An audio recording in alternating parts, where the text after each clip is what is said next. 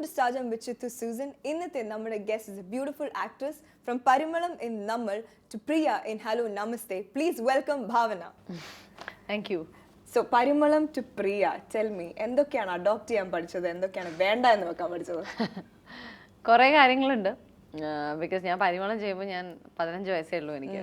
അപ്പോൾ ഇപ്പോൾ 13 വർഷം കഴിഞ്ഞ് ഞാനിവിടെ നിൽക്കുകയാണ്. അപ്പോൾ ഒരുവിധം എല്ലാ ഹ്യൂമൻ ബീങ്സിനും വരുന്നത് പോലെ ഒരുപാട് മാറ്റങ്ങൾ എനിക്ക് ഉണ്ടായിട്ടുണ്ട്. എൻ്റെ കരിയറിലാണെങ്കിലും എൻ്റെ ലൈഫിലാണെങ്കിലും എൻ്റെ വേ ഓഫ് തിങ്കിങ് എല്ലാം ഒരുപാട് മാറിയിട്ടുണ്ട്.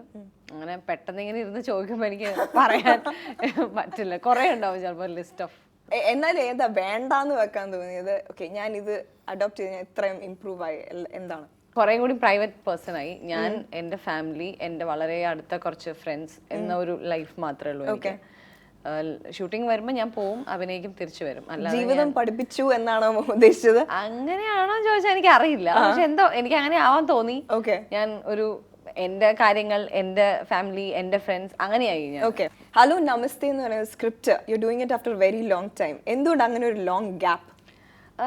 അങ്ങനെ ഒരു ഭയങ്കര ഒരു ലോങ് ടൈം എന്നൊന്നും എനിക്ക് പറയാൻ പറ്റില്ല. ഞാൻ എൻ്റെ ഇപ്പൊ ലാസ്റ്റ് റിലീസ് ഇവിടെയായിരുന്നു, ഷ്യാം സാറിന്റെ പടം. അത് 2015 ഒരു ജൂൺ സമയത്താണ് ഇറങ്ങിയത്.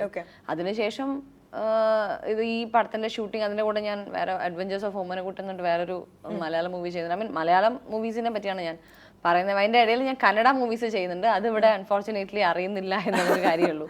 അപ്പോൾ അത് കഴിഞ്ഞിട്ട് ഇത് റിലീസായത് ഇപ്പോൾ ഫെബ്രുവരിയിലാണ്.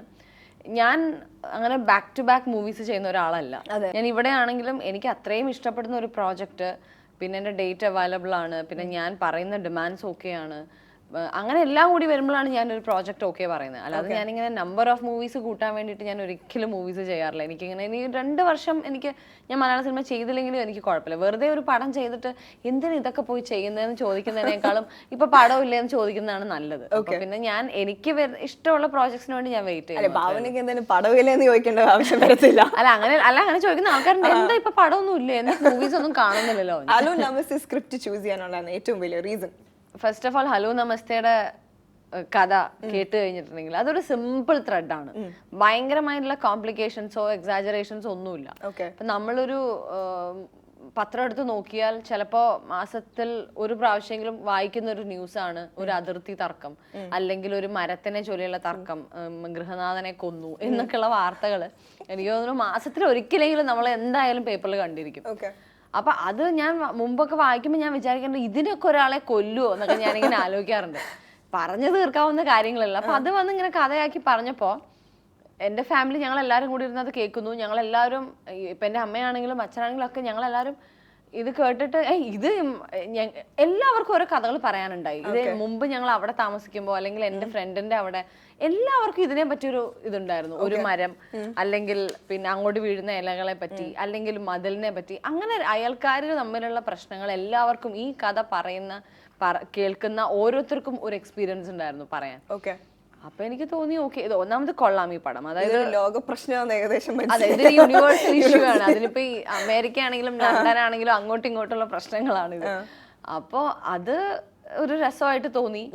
അങ്ങനെ ഒരു ചെറിയ 2 വീട്ടുകാർ, അവരുടെ നടുക്കിലുള്ള ഒരു പ്ലാവാണ് പ്രശ്നം എന്നുള്ള ഒരു ത്രെഡ്. മേ ബി ചിലപ്പോൾ ഇംഗ്ലീഷ് മൂവീസിലൊക്കെ നോക്കുകയാണെങ്കിൽ ഇങ്ങനത്തെ ഒരു ചെറിയ ഒരു പ്രശ്നം, അല്ലെങ്കിൽ ഇപ്പൊ ഹിന്ദിയിലൊക്കെ നോക്കുകയാണെങ്കിൽ ഇപ്പൊ ഒരു അതിഥി വീട്ടിലേക്ക് വന്നിട്ട് അയാൾ പോവാത്തതിന്റെ പ്രശ്നം, അങ്ങനെയൊക്കെയുള്ള മൂവീസ് ചിലപ്പോൾ വരാറുണ്ട്. ഒരൊറ്റ ത്രെഡായിരിക്കും, അത് വെച്ചിട്ടാണ് നമ്മളൊരു മൂവി ഉണ്ടാക്കുന്നത്. അല്ലാതെ ഒരാൾ ജനിച്ച് അയാൾ വലുതായി, അയാളുടെ കല്യാണം കഴിഞ്ഞ് അയാളുടെ ഫ്ലാഷ് ബാക്ക്, അങ്ങനത്തെ ഒരു സംഭവങ്ങളൊന്നും ഇതിനകത്തില്ല.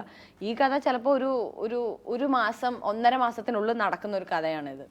അപ്പൊ അത് കേട്ടപ്പോ എനിക്ക് പുതുമയുള്ളതായിട്ട് തോന്നി. അങ്ങനെ ഞങ്ങൾ അത് കമ്മിറ്റ് ചെയ്തു. ഉലകിൽ കാരണമില്ല പലവിധ കലം പതിവല്ലേ, ഒരുപാടടുപ്പമൊടിരുന്നാൽ അതും ഒരു മടുപ്പായി തീരല്ലേ.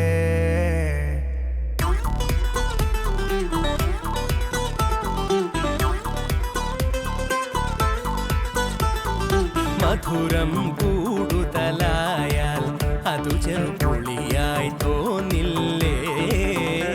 ഹലോ നമസ്തേയിൽ കാണുന്ന ഒരു കാര്യമാണ് ബേക്കിംഗ്. ശരിക്കും ജീവിതത്തിൽ ബേക്ക് ചെയ്യാറുണ്ടോ?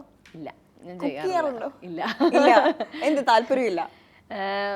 എനിക്ക് അങ്ങനെ കുക്കിങ്ങിനോട് വളരെ ഒരു താല്പര്യം തോന്നിയിട്ടില്ല.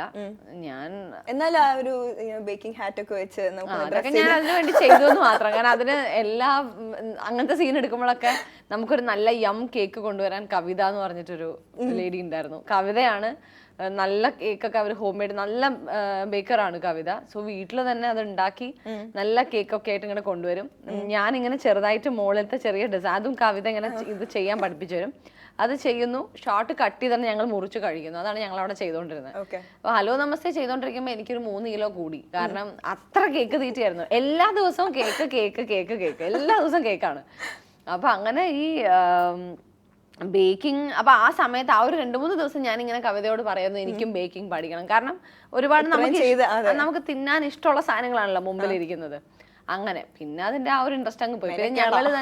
പിന്നെ ഞങ്ങൾ തന്നെ ഒരു സോങ് കട്ട്സിന് വേണ്ടി ഒരു മൂന്നാറിലൊരു റെസ്റ്റോറന്റ് പോയപ്പോഴത്തേക്കും ഞങ്ങളാണ് അവിടെ കേക്ക് മിക്സ് ചെയ്തത്. അപ്പൊ അത് ഞങ്ങൾ കണ്ടു. അതെ, അപ്പൊ ഈ നട്ട്സും അതുപോലെ ഡേറ്റ്സ്, ബാക്കി ഡ്രൈ ഫ്രൂട്ട്സ് എല്ലാം, പിന്നെ ബ്രാൻഡി ഒഴിച്ച് അങ്ങനെയൊക്കെ ഞങ്ങൾ മിക്സ് ചെയ്യുന്ന അതൊക്കെ എനിക്ക് തോന്നുന്നു ഈ മൂവിക്ക് വേണ്ടിയാണ് ഞാൻ ആദ്യമായിട്ട് ഇതൊക്കെ കാണുന്നത്.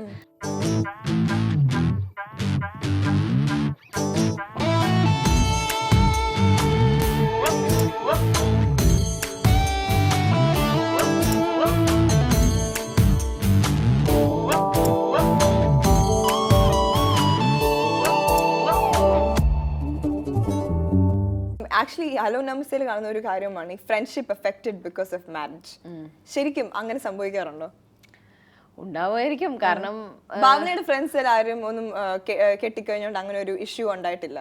ഇല്ല, എന്റെ അങ്ങനെ ഫ്രണ്ട്സ് ഒന്നും അങ്ങനെ ഫ്രണ്ട്ഷിപ്പ് കെട്ടിക്കഴിഞ്ഞിട്ടുണ്ടെങ്കിൽ അങ്ങനെയൊന്നും ഇഷ്യൂസ് ഒന്നും ഞാൻ കേട്ടിട്ടില്ല.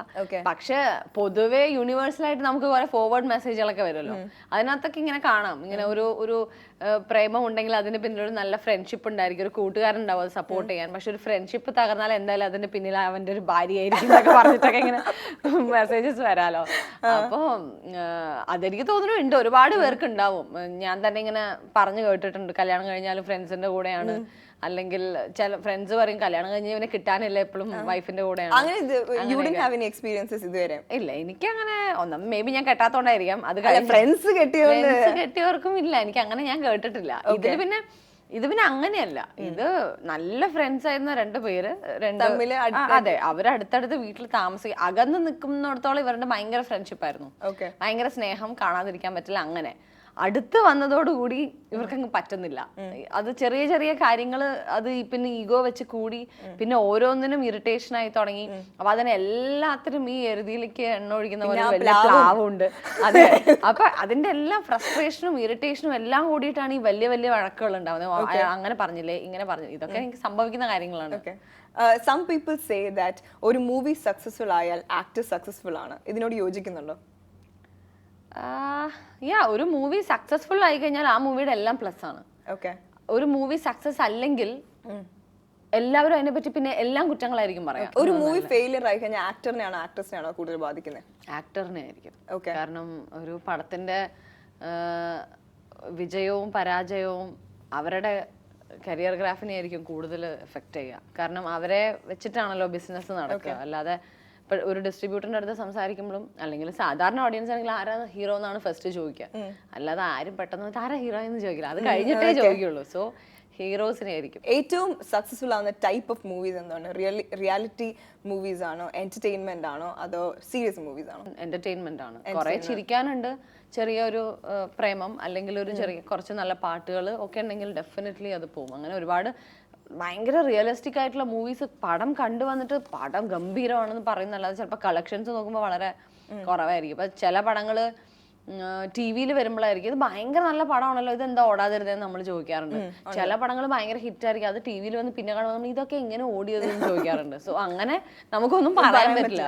ഭാവനയുടെ ക്യാരക്ടേഴ്സ് ആക്ച്വലി കൂടുതൽ ഒരു തന്റെ ഇടമുള്ള ഒരു ക്യാരക്ടേഴ്സ് ആണ്, ഒരു പാവം കൊച്ചിനെക്കാട്ടിലും. എന്തുകൊണ്ടായിരിക്കും? അത് ചിലപ്പോൾ എൻ്റെ ഫസ്റ്റ് മൂവി തൊട്ടിട്ട് ഞാൻ കൊടുക്കുന്ന ഒരു ഇമേജ് അങ്ങനെ ആയതുകൊണ്ടായിരിക്കും. ഇപ്പൊ പരിമളം എന്നുള്ള എൻ്റെ നമ്മൾ സിനിമയിലും കുറച്ച് തൻ്റെടിയായിട്ട് ഒരുപാട് വർത്താനം പറയുന്ന ഒരു പെൺകുട്ടിയാണ്. പിന്നെ ഞാൻ നോക്കുകയാണെങ്കിൽ ഇപ്പൊ സ്വപ്നക്കൂടാണെങ്കിലും പിന്നെ നരനാണെങ്കിലും അല്ലെങ്കിൽ അങ്ങനെ എൻ്റെ ഏതൊരു മൂവി എടുത്താലും കുറച്ചൊരു bold and talkative and energetic. ഇപ്പൊ അറബി ഒട്ടകം അങ്ങനെ ഓരോ മൂവീസ് എടുക്കുമ്പോഴൊക്കെ ഞാൻ പാവമായിട്ടൊക്കെ അഭിനയിച്ച മൂവീസ് വളരെ കുറവാണ്. മേ ബി ഒരു ക്രോണിക് ബാച്ചിലർ, പിന്നെ ഒരു ചിന്താമണി ക്രോണിക് ബാച്ചിലർ ആയിരിക്കും ഒരു ആ സമയത്ത് അല്ല, ഞാൻ പൊതുവെ ഇത്തിരി കൂടുതൽ സംസാരിക്കുന്ന ഒരാളാണ്. അപ്പോൾ ക്രോണിക് ബാച്ചിലൊക്കെ ആ സമയത്ത് ഇറങ്ങിയപ്പോൾ എൻ്റെ ഫ്രണ്ട്സ് ഒക്കെ പറയുന്നു നീ അഭിനയിച്ച് കഷ്ടപ്പെട്ടിട്ടുണ്ടാവുമല്ലോ ഇങ്ങനെയൊക്കെ. കാരണം ഞാനിങ്ങനെ തൊട്ടേനും പിടിച്ചതിനും കരയുന്ന അങ്ങനെ ഒരാളല്ല. അപ്പോൾ അങ്ങനത്തെ ചില മൂവീസ്, ഇപ്പൊ ദൈവനാമത്തിൽ, ചിന്താമണി കൊലക്കേസ്, അങ്ങനെയൊക്കെയുള്ള മൂവീസാണ് കുറച്ചും കൂടി ഞാൻ അല്ലാത്ത ഒരാളായിട്ട്.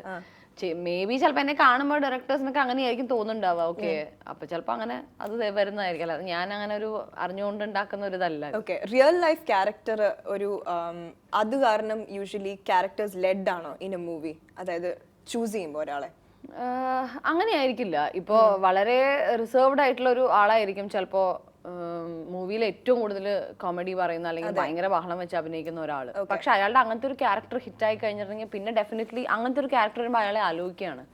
അല്ലാതെ അത് ഇമേജ് ബ്രേക്ക് ചെയ്യണം എന്നുള്ളത് എല്ലാവരുടെയും ആഗ്രഹമാണ്. ഇത് ചെയ്തുകൊണ്ടിരിക്കാൻ വലിയ രസമൊന്നുമില്ല. ഇപ്പൊ ഞാൻ ഇവിടെ എന്നുള്ള മൂവിയിൽ തന്നെ ഞാനൊരു ഡിവോഴ്സിയാണ്, എനിക്കൊരു കുട്ടിയുണ്ട്. അപ്പൊ അത് വന്നപ്പോ തന്നെ പലരും ഭാവനയോ അങ്ങനെയായിരുന്നു.